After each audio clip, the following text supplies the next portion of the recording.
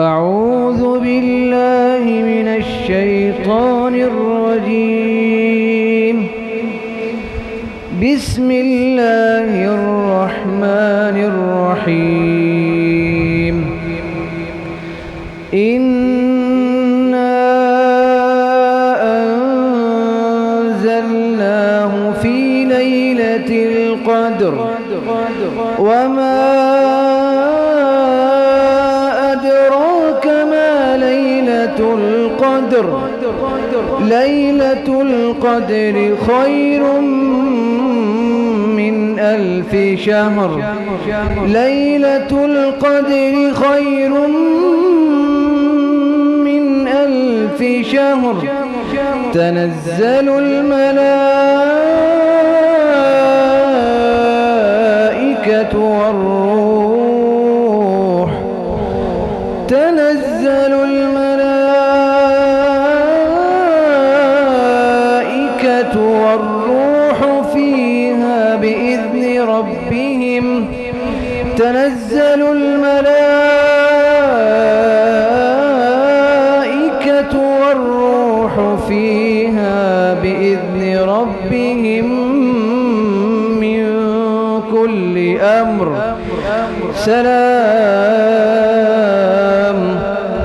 سلام هي حتى مطلع الفجر صدق الله العظيم.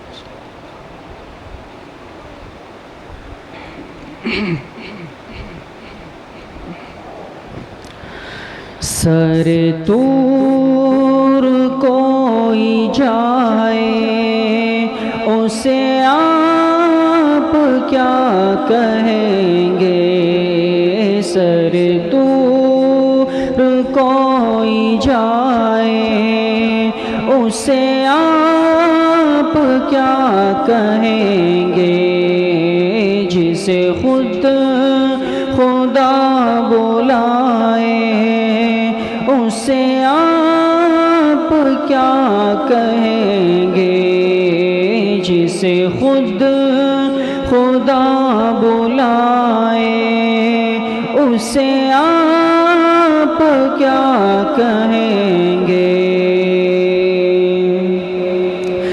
جو ہوا کا رخ بدل دے ہمیں دعوت عمل دے جو ہوا کا رخ بدل دے ہمیں دعوت عمل دے جو شعور کو جگائے جو شعور کو جگائے اسے آپ کیا کہیں گے سر دور کوئی جائے اسے آپ کیا کہیں گے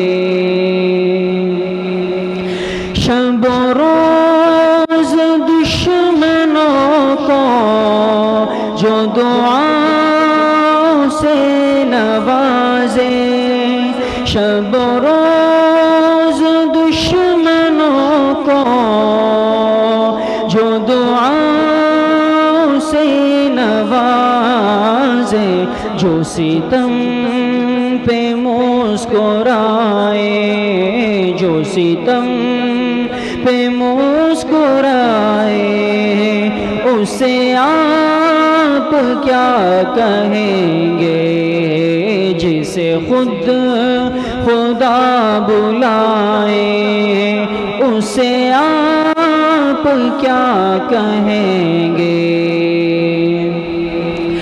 جو خطا معاف دے، وہ خدا لم یزل ہے جو خطا معاف کر دے، وہ خدا لم یزل ہے جو خطا بخشوائے، جو خطا بخشوائے، اسے آپ کیا کہیں گے، جسے خود خدا بلائے، اسے آپ کیا کہیں گے۔ کوئی اس کی عظمتوں کی نہ مثال ہے نہ ہوگی، کوئی اس کی عظمتوں کی نہ مثال ہے نہ ہوگی، جو خدا سے مل کے آئے، جو خدا سے مل کے آئے، اسے آپ کیا کہیں گے، جسے خود خدا بلائے، اسے آپ کیا کہیں گے۔ جو قمر کو توڑتا ہو، جو دلوں کو جوڑتا ہو، جو قمر کو توڑتا ہو، جو دلوں کو جوڑتا ہو، جو یہ معجزے دکھائے، جو یہ معجزے دکھائے، اسے آپ کیا کہیں گے، سر طور کوئی جائے، اسے آپ کیا کہیں گے، سر طور کوئی جائے، اسے آپ کیا کہیں گے، جسے خود خدا بلائے، اسے آپ کیا کہیں گے، جسے خود خدا بلائے، اسے آپ کیا کہیں گے۔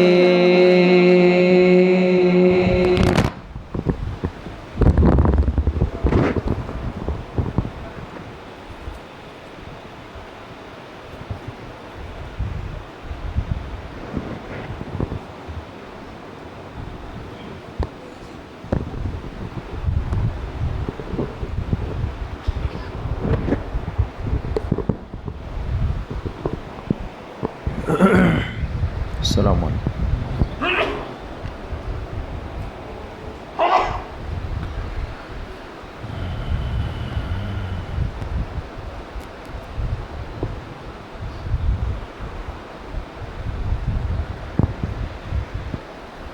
بسم اللہ الرحمن الرحیم، الحمد للہ وکفا وسلام علی عباده الذین اصطفى،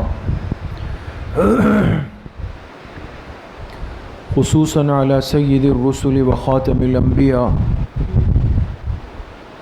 وعلى آلہ واصحابہ الاتقیاء،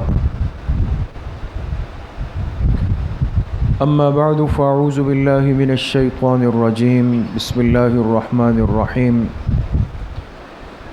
انا انزلناه في ليلة القدر وما ادراك ما ليلة القدر، ليلة القدر خير من 1000 شهر، تنزل الملائكة والروح فيها بإذن ربهم من كل أمر، سلام هي حتى مطلع الفجر۔ وقال رسول الله صلى الله عليه وسلم، الراحمون يرحمهم الرحمن، ارحموا من في الأرض يرحمكم من في السماء، صدق اللہ و صدق رسولہ النبی الکریم۔ تمام حضرات ایک مرتبہ درود شریف پڑھ لیں۔ اللهم صل على محمد وعلى آل محمد كما صليت على إبراهيم وعلى آل إبراهيم إنك حميد مجيد اللهم بارك على محمد وعلى آل محمد كما باركت على إبراهيم وعلى آل إبراهيم إنك حميد مجيد۔ میرے محترم دوستوں، بھائیوں اور بزرگوں، اللہ تبارک و تعالی کا بہت بڑا کرم اور احسان ہے کہ اس ماہ مبارک کے سب سے قیمتی آخری عشرے میں، چوتھی تاقرات میں، 27ویں شب میں، لیلۃ القدر کی تلاش میں ہم سب یہاں پر اللہ پاک کے گھر میں جمع ہیں۔ اللہ پاک آپ سب کے اس آنے کو، اس بیٹھنے کو، سننے اور سنانے کو اپنی بارگاہ عالیہ میں قبول فرمائیں، اور ہم سب حاضرین و سامعین کے ظاہر اور باطن کے اصلاح کا ذریعہ بنائیں۔ کس قدر تیزی کے ساتھ یہ ماہ مبارک گزرا ہے، اور بمشکل اس کے 3 یا 4 دن باقی رہ گئے ہیں۔ اشارہ ہے اس بات کی طرف کہ انسان کی زندگی کا سفر بہت تیزی سے جا رہا ہے، اور نہایت ہی غیر محسوس انداز میں، ہمیں احساس بھی نہیں ہو رہا، لیکن ہر انسان اپنی حقیقی منزل کی طرف دن بدن قدم بڑھاتا ہوا چلا جا رہا ہے، اور پھر ایک دن آئے گا اس زندگی کا اختتام ہو جائے گا، دنیا کا سفر پورا ہوگا، اور آخرت کے حقیقی سفر کا آغاز ہو جائے گا۔ تو آج کی رات بڑی بابرکت ہے، بڑی مبارک ہے، بڑی قابل قدر ہے، اور اس رات اللہ سے تعلق رکھنا، تعلق جوڑنا، اللہ سے مانگنا، یہ خوش نصیب لوگوں کے حصے میں آتا ہے۔ کئی روایات اور کئی صحابہ ایسے ہیں جو یقین کے درجے تک یہ بات کہتے ہیں کہ لیلۃ القدر کی رات وہ 27ویں شب ہی ہے۔ ایک صحابی فرماتے ہیں کہ میں قسم کھانے کے لیے تیار ہوں، اگر کوئی مجھ سے قسم لے اس بات پہ تو میں قسم کھا سکتا ہوں کہ لیلۃ القدر کی رات وہ 27ویں شب ہے۔ اس لیے میرے عزیزو، دوستو، بزرگوں، اور پھر وہ رات ہماری زندگی میں آ بھی گئی، نصیب بھی ہو گئی، ایمان، عافیت اور سلامتی کے ساتھ مل بھی گئی، یہ ساری باتیں ہیں۔ اور پھر اس کے بعد اگر خدا نخواستہ انسان اگر اللہ کی طرف سے آنے والی نعمت کی ناقدری کرے، اللہ کی طرف سے ملنے والی نعمت سے اپنے آپ کو دور رکھے، تو اس کی بدنصیبی اور بدقسمتی کے علاوہ اور کیا ہے؟ اس لیے فرمائے ہم تو مائل و کرم ہے، کوئی سائل ہی نہیں۔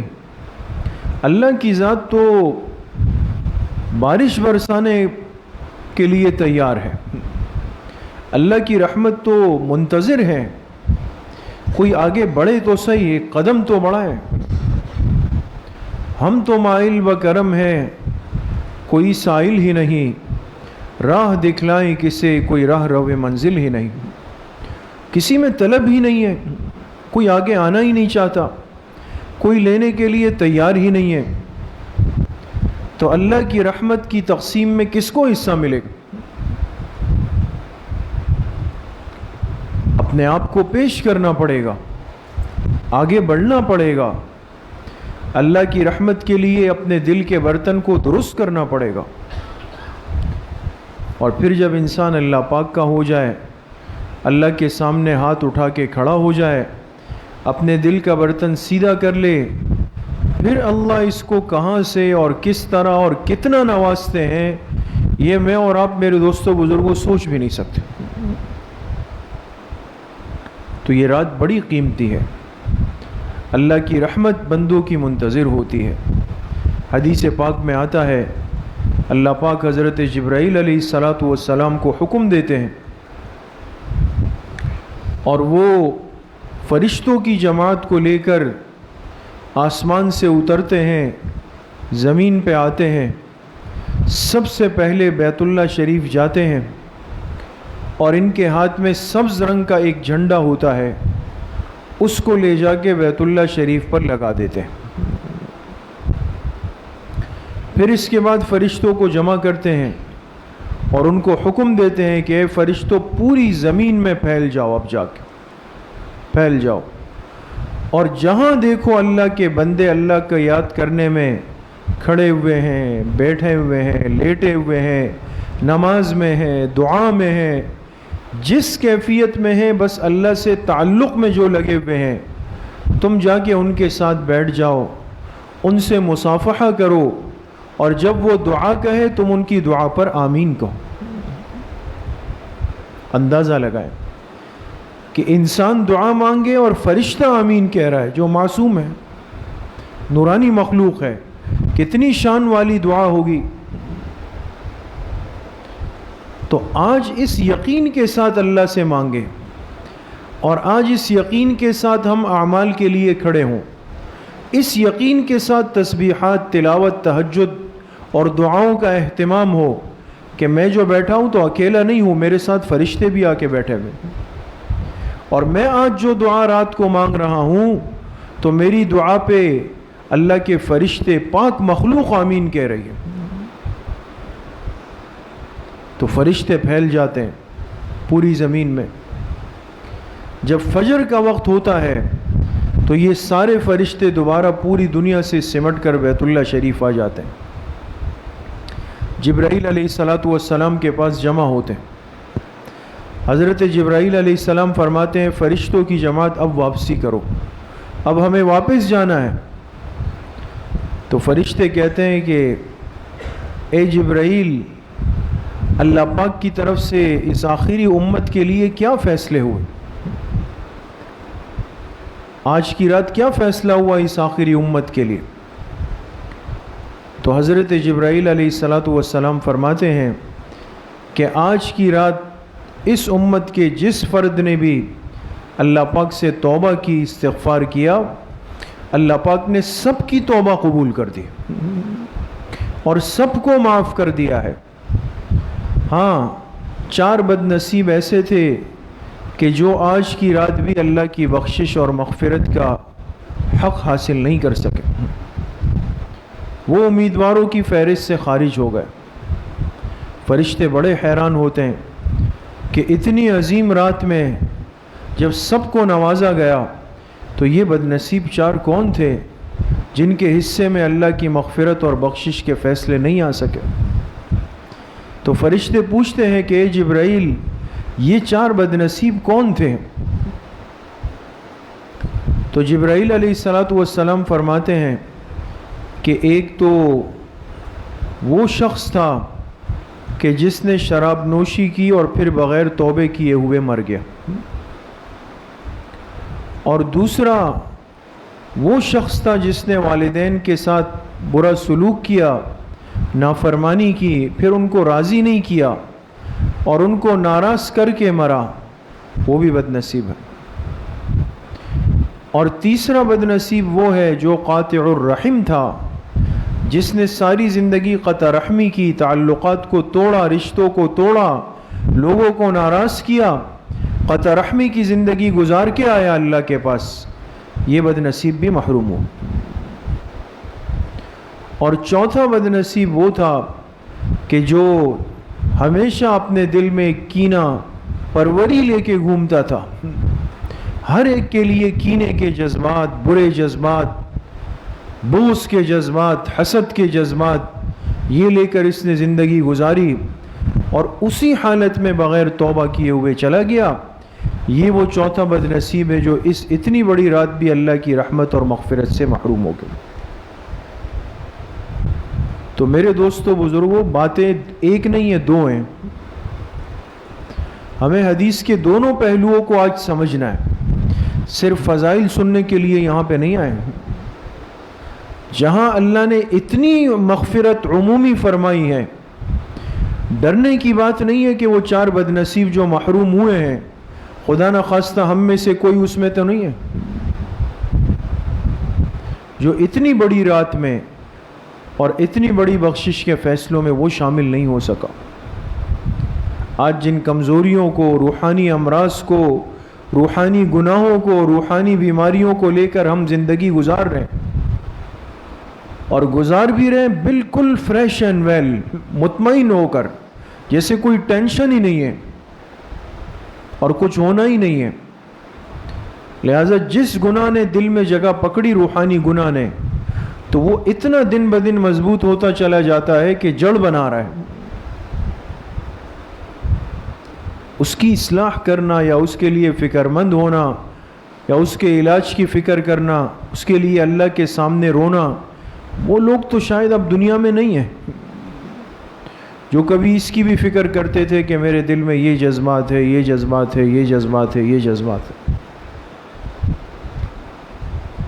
تو بڑے خطرے کی بات ہے، بڑے خطرے کی بات ہے۔ خدا نخواستہ اللہ پاک ہم سب کی حفاظت فرمائے، کوئی ہم میں سے ایسا نہ ہو جو ان 4 محروموں کی فہرست میں آئے۔ تو آج اس چیز کو سمجھنا ہے کہ یہ اتنی خراب چیزیں ہیں، اللہ کو اتنی ناپسند ہیں، اور اللہ کی رحیم و کریم ذات جو رمضان میں جس کا رحم کرم عروج پہ چلا جاتا ہے، اور سارے اسباب و انتظام اللہ پاک خود فرماتے ہیں۔ دیکھیں نا، رمضان کا چاند نظر آتا ہے تو آپ سنتے ہیں کہ جہنم کے دروازے بند ہو گئے، جنت کے دروازے کھل گئے۔ یہ اللہ پاک کیوں انتظام کر رہے ہیں؟ سرکش شیاطین کو بیڑیاں ڈال کے قید کر دیا گیا، یہ انتظام کیوں ہو رہا ہے؟ کائنات کی ساری مخلوق، چیونٹیاں بل میں، پرندے ہواؤں میں، مچھلیاں پانی میں، روزہ دار کے لیے دعائیں کر رہی ہے، یہ انتظام کیوں ہو رہا ہے؟ اس بندے میں کمزوری ہو سکتی ہے، ہم کمزوریوں کا مجموعہ ہے دوستو، اس لیے کہ 11 مہینے غلط گزرے ہیں، نافرمانیوں کے ماحول میں گزرے ہیں۔ لہٰذا اب 12ویں مہینے میں رمضان میں انسان آئے اور اللہ پاک کو نظر آئے کہ یہ بندہ اس ماہ رحمت میں بھی محروم ہو رہا ہے، تو اللہ کی رحمت کی شان نہیں ہے۔ اللہ فرماتے اس بندے کے لیے ایسا انتظام کر دو، یہ خود نہ بھی چاہے، لیکن جو کہتے ہیں نا کہ بھئی کسی کو ہاتھ سے پکڑ کے لے آؤ، آسان الفاظ میں گویا اللہ کی رحمت اس بندے کو ہاتھ سے پکڑ کر جنت لے جانا چاہتی ہے، یہ آ جائے، سارے غیب سے انتظامات ہو جاتے ہیں، سب کچھ ہو جاتا ہے۔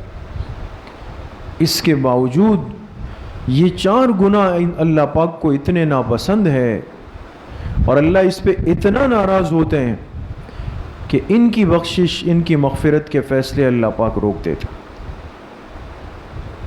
شراب نوشی آج کتنا عام گناہ ہے، مسلمان اس چیز میں کتنا دن بدن مبتلا ہوتے جا رہے ہیں ان چیزوں میں۔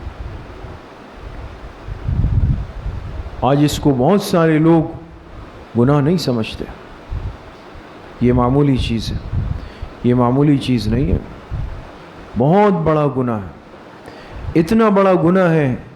حضور علیہ السلام معراج کی رات تشریف لے گئے، آپ کو جبرائیل علیہ السلام نے جنت جہنم کے مناظر دکھائے۔ جب جہنم لے گئے مختلف لوگوں کو طرح طرح کے عذاب ہو رہے ہیں۔ ایک ایسے طبقے پر گزر ہوا کہ کچھ لوگ ہیں جن کے ناف سے اوپر کا جسم وہ خنزیر کا ہے اور ناف سے نیچے کا جسم کتے کا ہے اور آگ میں جل رہے ہیں۔ پوچھا جبریل یہ کون ہے؟ فرمایا آپ کی امت کے وہ لوگ ہیں جو شراب پیتے تھے، بغیر توبے کیے ہوئے دنیا سے آ گئے۔ یہ چھوٹا گناہ ہے دوستو، اتنا بڑا اور سخت عذاب منتظر ہے۔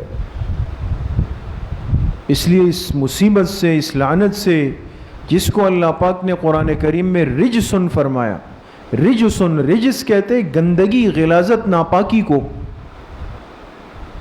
جیسے ایک آدمی راستے میں جا رہا ہو، گندگی پڑی ہوئی ہو، بالفرض والمحال اگر کوئی کہے کہ یار اس کو ذرا منہ میں رکھ لیتے ہیں، تو تصور کر سکتا ہے کوئی؟ اس شراب کو اللہ پاک فرما رہے رجسم من عمل الشیطان، یہ ایسی پلیدی، گندگی، نجاست ہے اور پھر شیطانی کام ہے۔ اس لیے اس کو ام الخبائث فرمایا۔ تمام خبیث چیزوں کی جڑ ہے. اگر نعوذ باللہ کوئی اس کو استعمال کرتا ہے گناہوں کی ایک چین اس کے ساتھ چل جاتی ہے. پھر گالم گلوچ کر رہا ہے, حفوات کہہ رہا ہے, کلمات کفریہ کہتا ہے, غلط جملے زبان سے نکالتا ہے, محرم نامحرم کی تمیز ختم کر دیتا ہے, ستر پوشی کا خیال نہیں کرتا. یہ سارے گند اس کے ساتھ جڑ جاتے ہیں. اس لیے اس گناہ سے ایک مسلمان کو توبہ کرنا بہت ضروری. اور دیکھیں یہ تو بڑی چیز ہے, نجس العین ہے. یہ جو آج امت کو, ہمارے نوجوانوں کو جن گندگیوں پہ لگایا جا رہا ہے, اچھے خاصے نوجوان قیمتی باصلاحیت استعداد والے گھٹکے کھا رہے ہیں, فلاں چیز کھا رہے ہیں, عجیب و غریب نام ہے, بس وہ نکالتے ہیں جیب سے اور ایک انداز سے اس کو ایسے کھا رہے ہیں, ایک سٹائل بن گیا اور فکر ہی نہیں ہے. اس امت کی نوجوان نسل تو گھٹکوں میں اپنی زندگیاں گزار رہی ہے. انہوں نے امت مسلمہ کی کیا حفاظت کرنی؟ باتیں ہم شروع کریں گے تو ایران و توران کو فتح کرنا ہے, غزوہ ہند کرنا ہے, ہمیں فلاں کرنا ہے. گھٹکے کھا کر غزوہ ہند ہوگا؟ انسان اندر سے ختم ہو چکا ہے. اس لیے میرے عزیز و دوستو بزرگوں, میں خاص طور پہ اپنے نوجوان ساتھیوں سے عرض کروں گا کہ اللہ نے اس عمر میں حافظہ بھرپور دیا ہوتا ہے, صحت دی ہوتی ہے, صلاحیت دی ہوتی ہے, سمجھ دی ہوتی ہے. ان گندگیوں میں پڑھ کر یہ آپ کو بالکل زیرو بنا دے گا.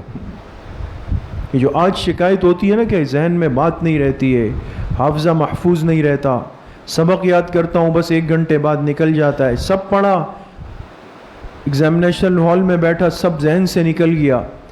کوئی وظیفہ دے دیں, وظیفے سے پہلے اپنے معمولات کو تھوڑا چیک کرنا ہے. ہم کر کیا رہے ہیں؟ ماں باپ کے حلال پیسے لے جا کر ان سے یہ گندگیاں خرید کے کھا رہے ہوتے ہیں. اس لیے ان چیزوں سے بھی اپنے آپ کو بچائیں. صاف پاک زندگی, یہ منہ, یہ زبان, یہ بڑی نعمت ہے.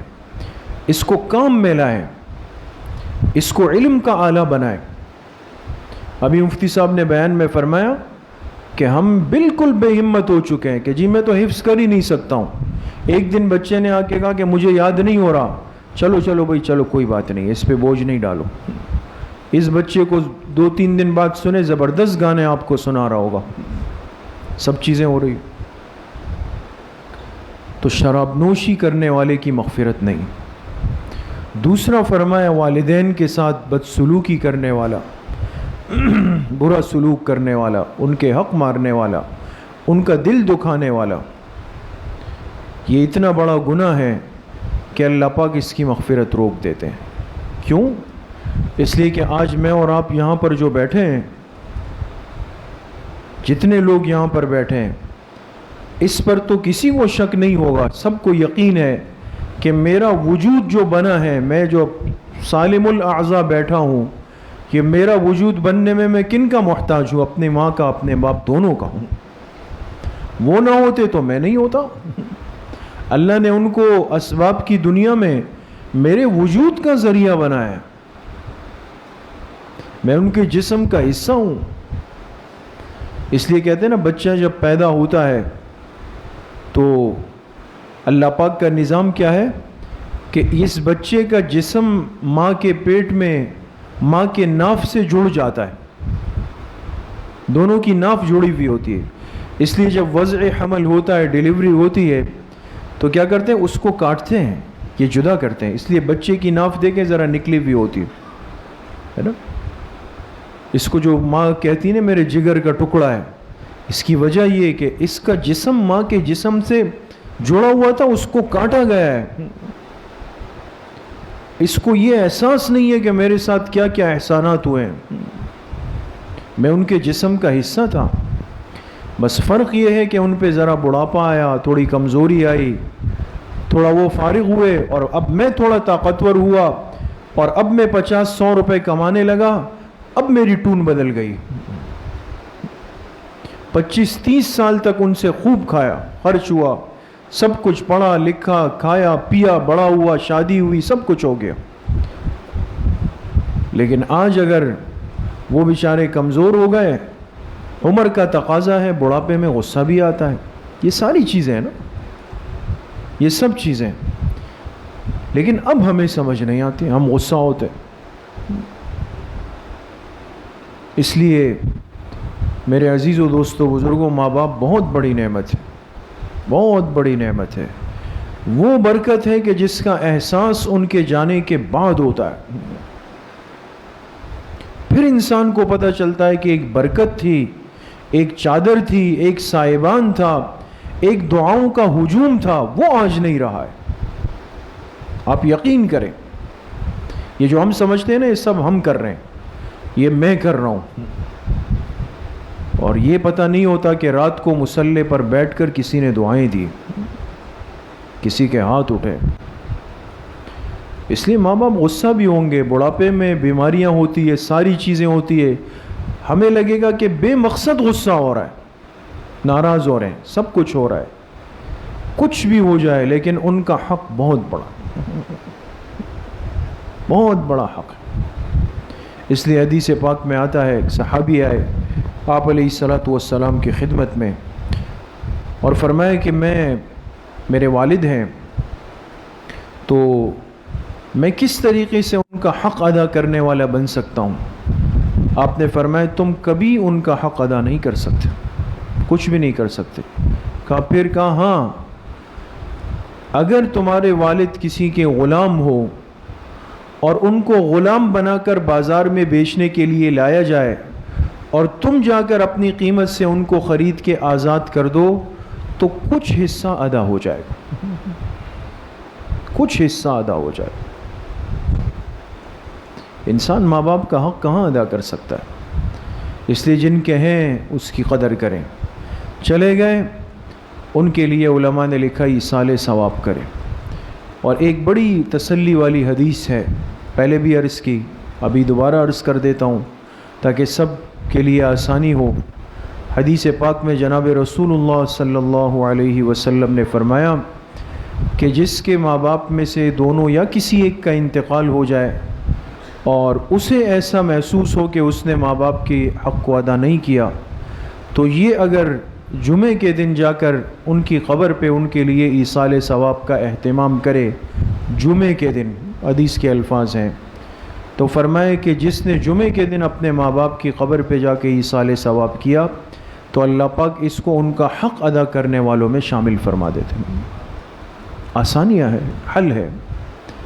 اس لیے یہ معمولات بنائیں، یہ نہیں کہ ان کی تدفین ہو گئی، مہینہ ڈیڑھ مہینہ گئے پھر کچھ پتہ ہی نہیں ہے. ماں باپ کی قبروں پہ ان کے ایصال ثواب کے لیے جانا چاہیے.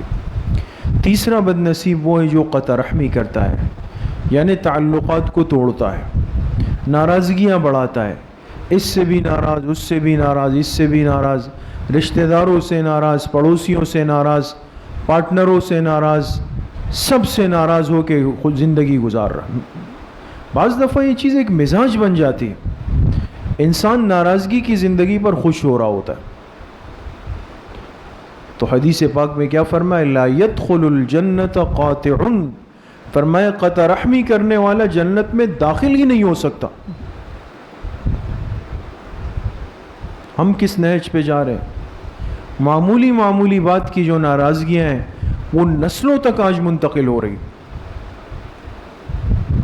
ماں باپ غلط تربیت کرتے ہیں، کسی سے انبن ہو گئی، کھٹ پٹ ہو گئی، ناراضگی ہو گئی تو سب کو بٹھا کے سمجھاتے ہیں کہ فلاں سے نہیں ہے، اور یاد رکھو ہاں کبھی پھر اس کی طرف نہیں جانا، اس سے سلام نہیں کرنا، اس کے ساتھ نہیں بیٹھنا، ٹھیک ہے؟ اگر ایسا کیا تو پھر یہ غیرت کے خلاف ہوگا ہمارے.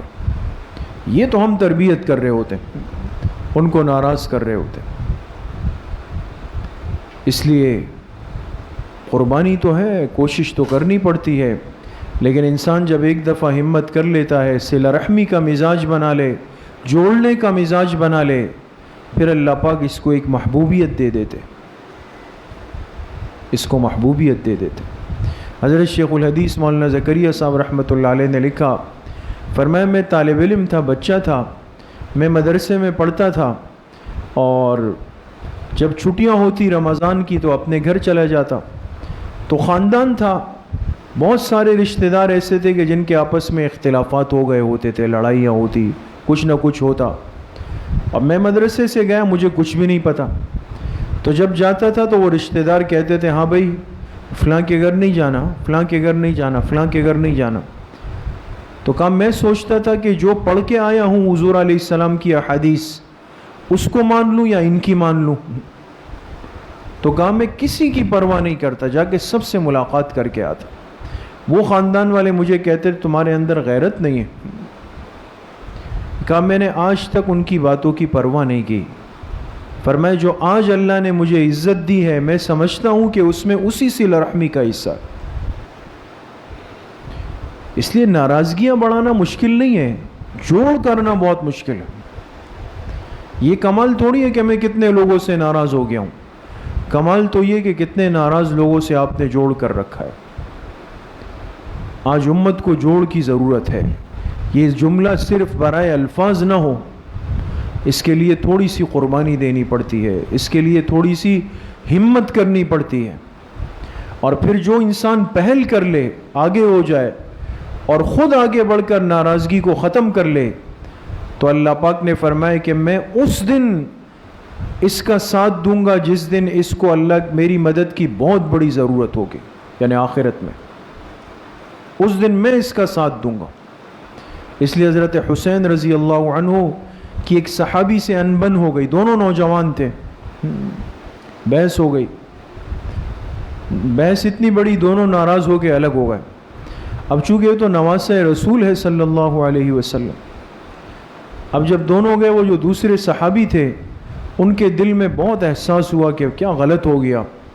ایک تو ساتھی تھے، پھر حضور کا خاندان نواسے تھے، نہیں ہونا چاہیے تھا. اب دل میں آیا کہ جا کے ان کو راضی کر لوں. اس صحابہ کا مقام دیکھیں. پھر سوچا کہ حضور کی حدیث ہے کہ جو ناراضگی ختم کرنے میں پہل کرے گا اس کو اتنی بڑی فضیلت ملے گی کہ اللہ پاک اس کے ساتھ ہوں گے. تو کیا کیا، ایک کاغذ پہ لکھا حضرت حسین رضی اللہ عنہ کو اور کہا کہ میں فلاں ابن فلاں میں آپ کو لکھ رہا ہوں، ہماری ابھی ناراضگی ہو گئی. دل تو چاہ رہا تھا کہ میں آ کے پہل کروں، ناراضگی ختم کر لوں، لیکن آپ حضور کے نواسے ہیں، آپ کے نانا کی حدیث میرے پاس ہے کہ جو پہل کرے گا تو اللہ پاک قیامت میں اس کے ساتھ ہوں گے. میں نہیں چاہتا کہ اتنی بڑی فضیلت مجھ جیسے عام آدمی کو مل جائے، میں چاہتا ہوں یہ فضیلت حضور کے نواسے کو مل جائے. کہتے حضرت حسین دوڑتے ہوئے آئے، ناراضگی ختم کی. تو صحابہ کا نام لینا آسان ہے، حضور علیہ الصلوۃ والسلام کے عشق کے دعوے آسان ہے، اہل بیت اطہار سے محبت و عشق کے دعوے. انہی باتوں پہ آج ہم ایک دوسرے کو جذبات اور گرما رہے ہوتے ہیں، لیکن عمل، ان کی زندگیاں، ان کی تعلیمات وہ ہے، وہ کچھ بھی نہیں. اس لیے ناراضگیاں خدا کے لیے اب اس کو سمیٹنے کا وقت ہے، ان مصیبتوں کو اب ختم کرنے کا وقت ہے. بہنوں سے ناراضگیاں ہیں، چچاؤں سے ناراضگیاں ہیں، خاندانوں کے خاندان ناراض ہے، اسی حالت میں دنیا سے جا رہے ہیں ہم لوگ. یہ کیا ہو رہا ہے؟ اس لیے 27ویں شب کا بیان صرف اس فضیلت کو سننے کے لیے نہیں ہے، ان کمزوریوں کو ختم کرنے کے لیے.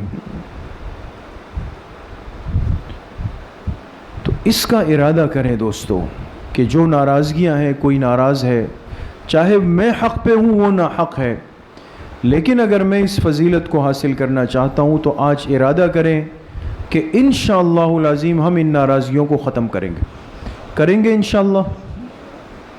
اور چوتھی چیز فرمائی کینہ پرور ہے، جس کے دل میں کینہ ہو، بغض ہو، دوسرے کے لیے حسد کے جذبات ہو، بس ہر وقت یہ کہ وہ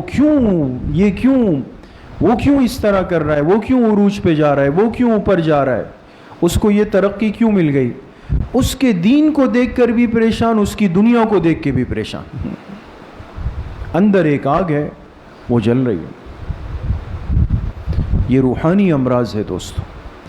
تو اتنی بڑی رات جہاں اللہ کی رحمت عام ہوتی ہے، فیضان عام ہوتا ہے، ایک سیلاب کی طرح آ رہی ہوتی ہے، اس میں اگر ان کمزوریوں کو دلوں میں جگہ دی تو اتنی بڑی رات بھی اللہ پاک کی رحمت سے محرومی ہو جائے گی. اس لیے میرے عزیز و دوستو بزرگوں، بس مقصد یہ ہے، ہمارے مل بیٹھنے کا مقصد یہ ہے، ورنہ تو اصل تو رات کے اعمال ہیں تاکہ اس کا وقت مل جائے۔ تھوڑی سی توجہ ہم ان باتوں کی طرف کر لیں جو حدیث میں نے آپ سے عرض کی۔ ان کمزوریوں کو آج جب ہم بیٹھیں رات اعمال کے لیے، تہجد کے لیے فارغ ہو، ہر ساتھی 5 منٹ کا مراقبہ کرے، تھوڑا سا اپنے دل کی طرف جائے، اور ان 4 باتوں کو جو آپ سے عرض کی ہے ان کو اپنے اندر تلاش کریں کہ میرے اندر تو ہے نہیں، اگر نہیں ہے انشاءاللہ نہ ہو تو الحمدللہ کہیں، اللہ کا شکر ادا کرے، اور اگر محسوس ہو کہ اس میں سے ایک بات تو ہے تو اس کے لیے ہم اللہ سے مانگ کر اٹھیں کہ انشاءاللہ اس دفعہ تو پکا عزم ہے، اب ایسے نہیں زندگی گزاروں گا، عمل والی زندگی ہوگی۔ لہٰذا اگر اعتکاف میں ہے تو اعتکاف سے فارغ ہو کے، اور اعتکاف میں نہیں ہے، کل دن کا سب سے پہلا کام میں اس گناہ سے توبہ کر کے آغاز کریں گے انشاءاللہ۔ ایک آخری بات، حضرت عائشہ رضی اللہ عنہ کی روایت ہے، جناب رسول اللہ صلی اللہ علیہ وسلم سے پوچھا اگر مجھے لیلۃ القدر مل جائے تو میں کیا دعا مانگوں؟ آپ علیہ السلام نے فرمایا عائشہ لیلۃ القدر کی میں یہ دعا کثرت سے پڑھو، اللہم انک عفو کریم تحب العفو فاعف عنی۔ 2 طرح کی روایات ہے، دونوں صحیح روایات ہیں، دونوں صحیح ہے۔ ایک میں انک عفو ہے اور ایک میں عفو کریم ہے، اور علماء نے لکھا ہے کہ جب 2 احادیث صحیح ہو اور ایک میں الفاظ زیادہ ہو تو پھر افضل یہ ہے کہ اسی روایت کو لیا جائے جس میں الفاظ زیادہ ہو، اس پہ اجر زیادہ ملتا ہے، یہ علماء نے لکھا۔ لہٰذا ہم اس دعا کا بھی آج رات خوب اہتمام کریں، اللہم انک عفو کریم تحب العفو فاعف عنی، اللہم انک عفو کریم تحب العفو فاعف عنی۔ اور پھر اللہ جتنا موقع دے، اگر کسی کو ہمت ہے رات جاگ سکتا ہے پوری، جاگ کے تلاوت میں تہجد کے 12 نوافل پڑھیں، تلاوت کریں، صلاۃ التسبیح کا موقع ہو وہ پڑھیں، تسبیحات، درود شریف، دعاؤں کا اہتمام، سحری تک خوب اعمال کا اہتمام ہو جائے۔ اور اگر آرام کا تقاضا بھی ہو تو ایسا نہیں ہے جبر نہ کریں، انسان کچھ اعمال کر کے تھوڑا سا آرام کر لے، پھر اٹھ جائے، پھر اعمال کر کے پھر سحری کر لے، یہ رات اللہ پاک سے مانگنے میں گزر جائے، اور جو کمزوریاں ہیں، جو کوتاہیاں ہیں، جو گناہ ہیں وہ ہمارے اندر سے نکل جائے، اللہ پاک سے ہم مانگ لے کہ وہ چیزیں ختم ہو جائیں۔ انشاءاللہ آپ دیکھیں گے کہ یہ رات گزرے گی اور لیلۃ القدر کی برکات انشاءاللہ ہم سب کو نصیب ہوں گی۔ اللہ پاک مجھے بھی آپ سب کو صحیح عمل کی توفیق نصیب فرمائیں۔ وآخر دعوانا ان الحمد للہ رب العالمین۔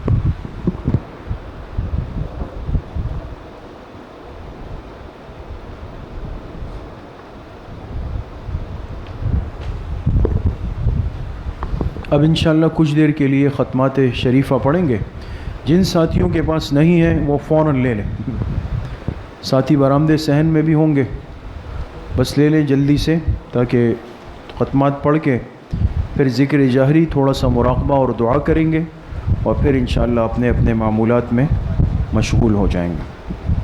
کل بھی بات عرض کی کہ یہ پرچے یا یہ کارڈ محفوظ رکھیں، یہ صرف آخری عشرے کے لیے نہیں ہے، پوری زندگی کے لیے ہے، اس کو اپنے ساتھ رکھیں، عام دنوں میں بھی گھر میں 1 مرتبہ کم از کم انفرادی طور پہ اس کو پڑھ لیا کریں، اس کی بہت بڑی برکات ہے۔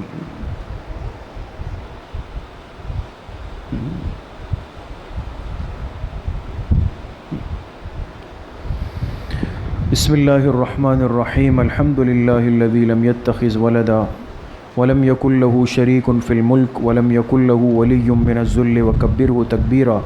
تمام ساتھی 1 مرتبہ درود شریف پڑھ لیں۔ اللہم صلی علی محمد وعلی آل محمد کما صلیت علی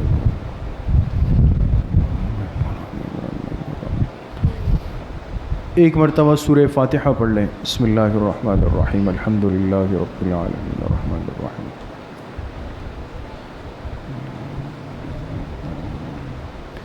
ایک مرتبہ درود شریف پڑھ لیں۔ اللہم صلی علی محمد وعلی آل محمد وسلم۔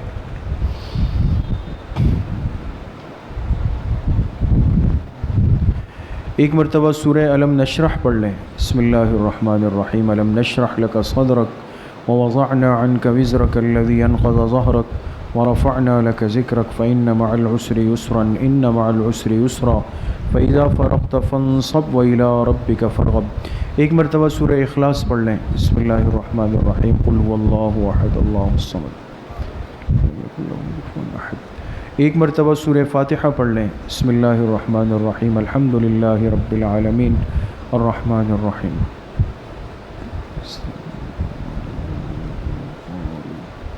ایک مرتبہ درود شریف پڑھ لیں۔ اللہم صلی علی محمد وعلی آل محمد کما صلیت علی ابراہیم وعلی آل ابراہیم انک حمید مجید۔ 7 مرتبہ پڑھیں۔ اللہم یا قاضی الحاجات، اللہم یا قاضی الحاجات۔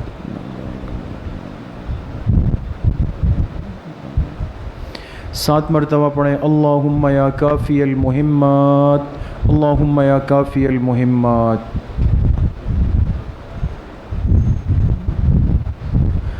7 مرتبہ پڑھیں۔ اللہم یا دافع البلیات، اللہم یا دافع البلیات۔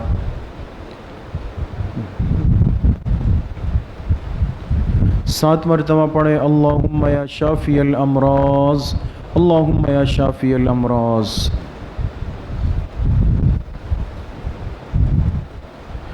7 مرتبہ پڑھیں۔ اللہم یا رفیع الدرجات، اللہم یا رفیع الدرجات۔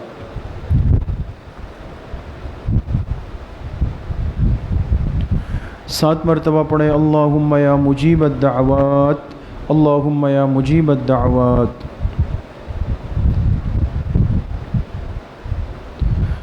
7 مرتبہ پڑھیں۔ اللہم یا ارحم الراحمین، اللہم یا ارحم الراحمین۔ ایک مرتبہ درود شریف پڑھ لیں۔ اللہم صلی علی محمد وعلی آل۔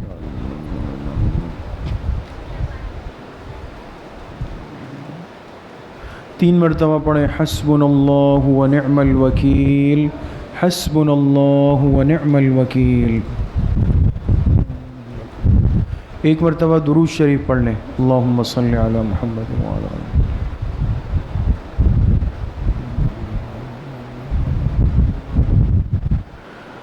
3 مرتبہ پڑھیں۔ یا خفی اللطف ادرکنی بلطفک الخفی، یا خفی اللطف ادرکنی بلطفک الخفی۔ ایک مرتبہ درود شریف پڑھ لیں۔ اللہم صلی علی محمد۔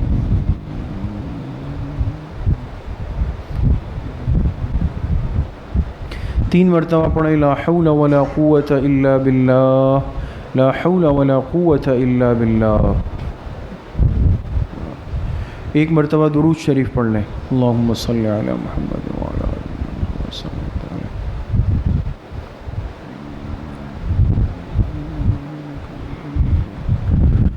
3 مرتبہ پڑھیں۔ ذالک فضل اللہ یؤتیہ من یشاء واللہ ذو فضل علی المؤمنین، ذالک فضل اللہ یؤتیہ من یشاء واللہ ذو فضل علی المؤمنین۔ ایک مرتبہ درود شریف پڑھ لیں۔ اللہم صلی علی محمد وعلی آل۔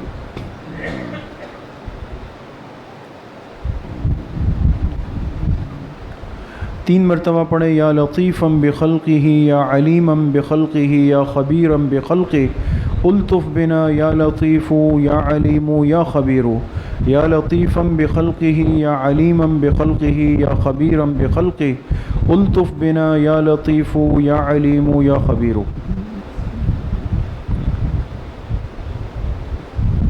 ایک مرتبہ درود شریف پڑھ لیں۔ اللہم صلی علی محمد وعلی آل۔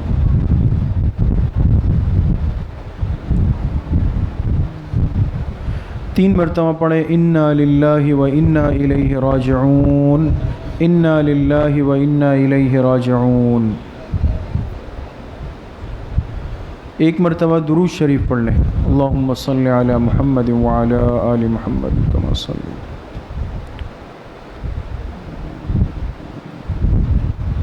3 مرتبہ پڑھیں۔ اللہ ولی الذین آمنوا، اللہ ولی الذین آمنوا۔ ایک مرتبہ درود شریف پڑھ لیں۔ اللہم صلی علی محمد وعلی۔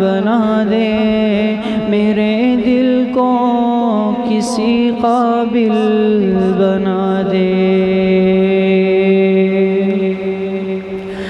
رہے جو ذکر سے ہر دم منور،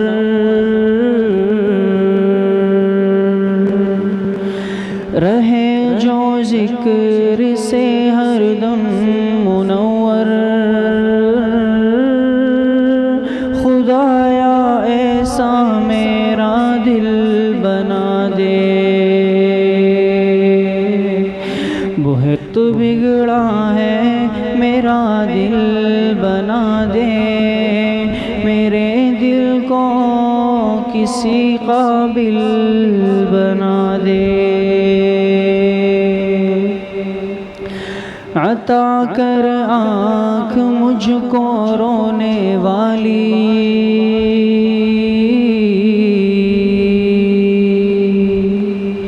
عطا کر آنکھ مجھ کو رونے والی، اسی کو زیست کا حاصل بنا دے۔ بنا دے مولا میرا دل بنا دے، بہت بگڑا ہے میرا دل بنا دے۔ رسول اللہ کے صدقے میں یا رب،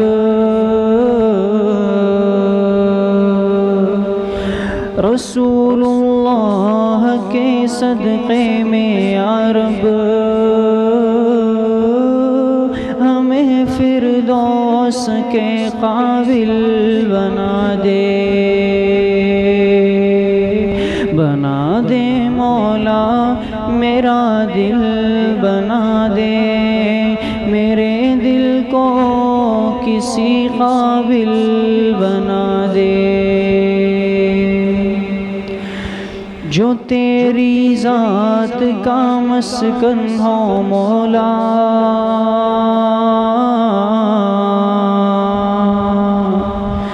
جو تیری ذات کا مسکن ہو مولا، خدایا ایسا میرا دل بنا دے۔ بہت بگڑا ہے میرا دل بنا دے، میرے دل کو کسی قابل بنا دے۔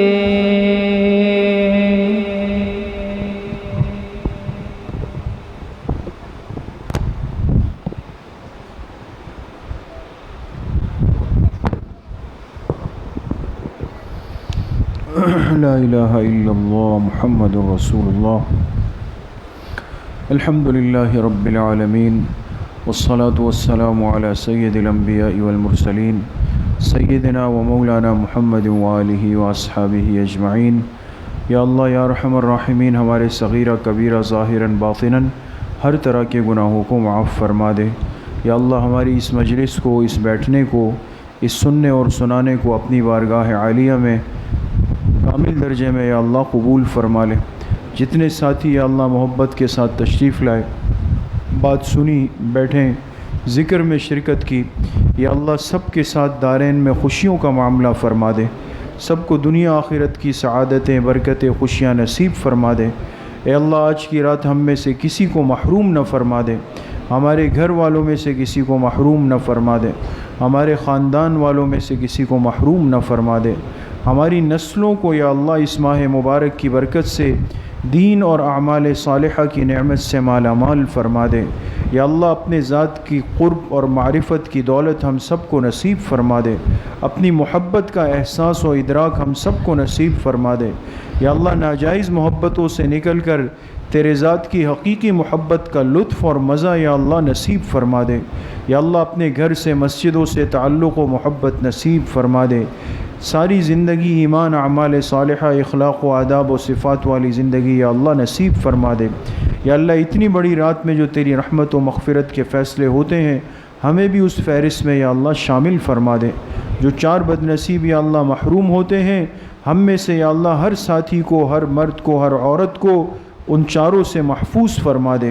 یا اللہ ہمیں اس محروم ہونے والے کی فہرست میں شامل نہ فرما دے۔ یا اللہ نجات پانے والوں کی اس فہرست میں یا اللہ ہم سب کو شامل فرما دے۔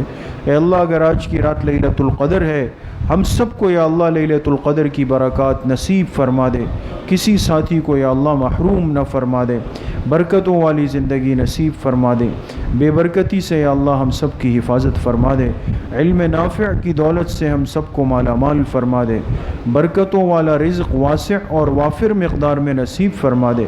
یا اللہ صرف اپنے در کی محتاجگی نصیب فرما دے، مخلوق کی محتاجگی سے ہم سب کو ساری زندگی محفوظ فرما دے، ہمارے گھروں کے ماحول کو یا اللہ تبدیل فرما دے، آلات لہو و لعب و موسیقی کو اپنے گھروں سے نکال پھینکنے کی توفیق نصیب فرما دے۔ یا اللہ ہمارے ہر گھر سے تلاوت کی آواز کو عام فرما دے، ذکر و تسبیحات و دعاؤں کی اور رونے کی آوازوں کو یا اللہ عام فرما دے، صحابہ اور تابعین والے دور کی برکات ہمیں نصیب فرما دے، نیک صالح عادل حکمران یا اللہ نصیب فرما دے، اس پیارے ملک پاکستان کی یا اللہ ہر اعتبار سے حفاظت فرما دے۔ یا اللہ ہر قسم کے ظاہر اور باطن کے دشمن سے اس ملک کو یا اللہ محفوظ فرما دے۔ یا اللہ ہم سب کی جان مال عزت آبرو ایمان کی حفاظت فرما دے، حاسدین کے حسد سے، باغزین کے بغض سے، شرارت کرنے والوں کی شرارت سے، نظر بد لگانے والوں کی نظر بد سے، سحر اور جادو کرنے والوں کے سحر اور جادو سے یا اللہ ہم سب کو، ہماری آل و اولاد و نسلوں کو یا اللہ محفوظ فرما دے۔ جو خفیہ تدبیریں بیٹھ کر پیچھے کرتے ہیں، مشورے کرتے ہیں، اے اللہ ہم تو عاجز مساکین، ہم تو واقف نہیں، آپ تو علام الغیوب ہیں۔ یا اللہ ایسی خفیہ برے منصوبے بنانے والوں سے ہم سب کی کامل حفاظت فرما دے، ہماری اس مسجد کو یا اللہ قیامت تک کے لیے قبول فرما دے، دین کے ہر شعبے کو یا اللہ یہاں سے جاری و ساری فرما دے، یہاں سے فارغ ہونے والے ایک ایک طالب علم عالم کو دین کے تمام شعبوں کی عالی محنتوں کے لیے قبول فرما لے۔ جتنے ساتھیوں نے معتکفین کی خدمت کی کر رہے ہیں، اس مسجد سے محبت کرتے ہیں، خدمت کرتے ہیں، اپنا حصہ جس درجے میں ڈالتے ہیں، یا اللہ آپ سب سے واقف ہے، سب کے دلوں سے واقف ہے۔ اس مبارک رات کی برکت سے یا اللہ سب کی جائز خواہشات اور ارمانوں کو پورا فرما دے، مسجد مدرسے خانقاہ میں وسعت کے اسباب یا اللہ غیب سے پیدا فرما دے، اہل علم کی، اہل اللہ کی محبت ہم سب کو نصیب فرما دے، حرمین الشریفین کی حاضری بار بار نصیب فرما دے، حج و عمرے کی سعادت یا اللہ ہر مسلمان کو نصیب فرما دے۔ یا اللہ جتنے بیمار گھروں میں، اسپتالوں میں، سب کو شفائے کلی نصیب فرما دے، جتنے مرحومین مرحومات دنیا سے چلے گئے سب کی مغفرت فرما دے، ہم سب کا خاتمہ بالایمان و بالخیر نصیب فرما دے، ہماری دعاؤں کو اپنے فضل و کرم سے، فضل و رحمت سے اپنی بارگاہ میں قبول اور منظور فرما دے۔ وصلی اللہ وسلم علی نبینا محمد وآلہ واصحابہ اجمعین برحمتک۔